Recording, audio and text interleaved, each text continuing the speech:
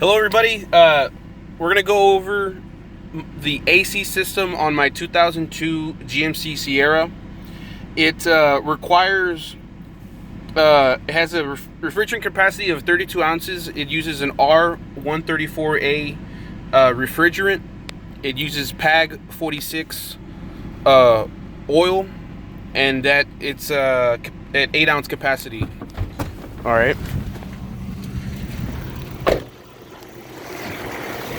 We're going to start off at the compressor. Okay. From the compressor, you follow these lines.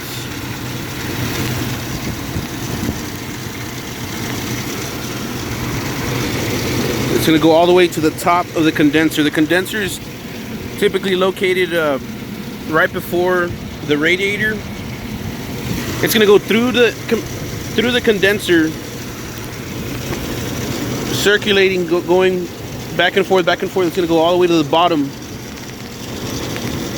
From this top one, see if you can see here, this top one to that bottom one over right there. Once it gets to the bottom of the of the condenser, it should be a little bit cooler. And if we follow that line, it's going to go all the way to my orifice. So this is a fixed orifice tube system. These are my my high pressure port and low pressure port. Fortunately, there's a little H there, a little L there to know which one's which. And I mean, this one's the smaller, so this is the low side. It's gonna go, the low side is gonna go all the way inside the cab.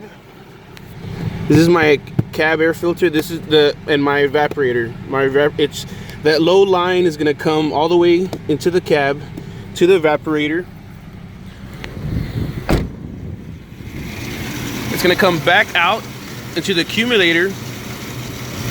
Once it leaves the accumulator, we follow the line. It's gonna come back to the compressor, and it just starts all over again, and it just keeps on going and going and going.